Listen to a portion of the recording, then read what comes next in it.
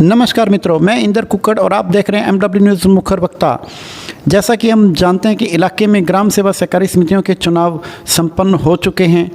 हम आपको अनेक अध्यक्षों से उपाध्यक्षों से रूबरू करवाते हैं। इसी क्रम में आज हम बात करेंगे रामपुरा ग्राम सेवा सहकारी समिति के नवनिर्वाचित उपाध्यक्ष कृष्ण जी भद्रवाल, जो कि चुनाव संपन्न होकर विजयी हुए हैं।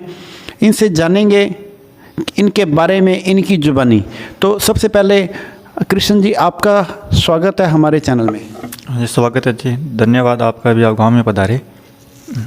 बहुत बहुत धन्यवाद। तो कृष्ण जी, सबसे पहले तो आप ये बताओ कि आपकी कैसी रही आपके रामपुरा ग्राम सेवा सहकारी समिति की चुनावी प्रक्रिया और कैसे आप उपाध्यक्ष बने? चुनावी प्रक्रिया तो बढ़िया रही जी।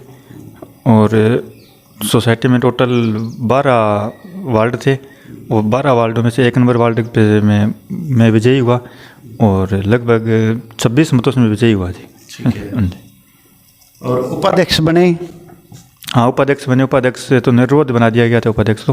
ठीक है, बहुत ही शानदार बात है कि आपको उपाध्यक्ष निर्विरोध बना दिया गया है। अब बात करेंगे अपनी समिति की। रामपुरा ग्राम सेवा सहकारी समिति की कंडीशन कैसी है? या तो समिति लाभ में होती है, हानि में होती है, या सामान्य कंडीशन में होती है? आपकी समिति किस कंडीशन में है? हमें कंडीशन लाभ की श्रेणी में है जी अपनी सोसाइटी। ठीक है। वैसे भी ज़िले की एक मुख्य सोसाइटी मानी जाती है रामपुरा ग्राम सेवा सहकारी समिति, जो कि जिसको स्टेट लेवल पर अवार्ड भी मिला हुआ है। तो अब बात करेंगे आपकी जो सोसाइटी है, इसके अंदर वोटर कितने हैं?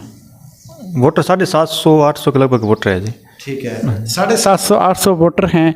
तो बात करेंगे आपकी समिति में क्या क्या सुविधाएं उपलब्ध हैं वर्तमान में?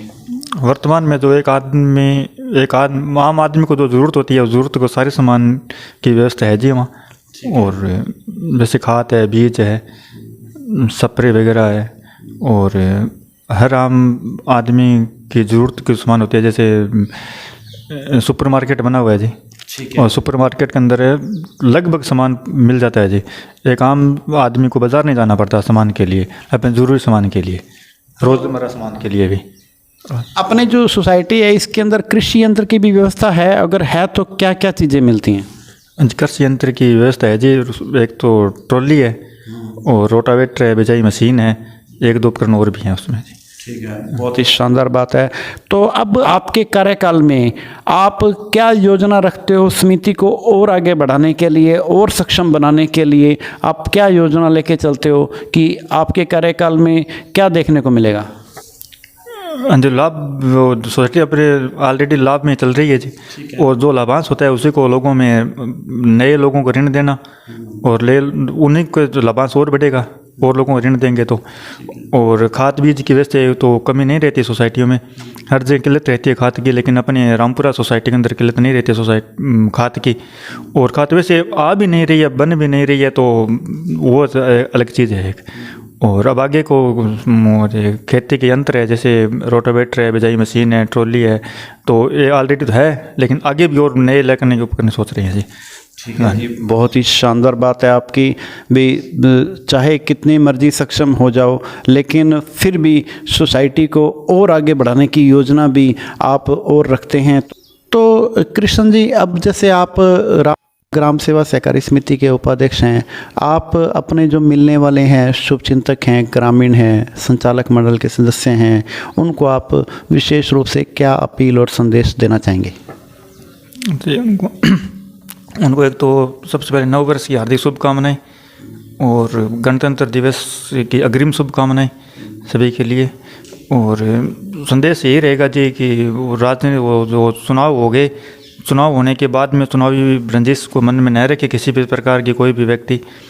और संचालक मंडल अकेला इसमें सोसाइटी में कुछ नहीं कर सकता। सभी लोग अपनी सोसाइटी समझें तो सोसाइटी को आगे बढ़ाया जा सकता है। और हर तरीके से हमारा प्रयास रहेगा कि किसी के साथ बिना भेदभाव किए और सोसाइटी को आगे बढ़ाया जाए जी।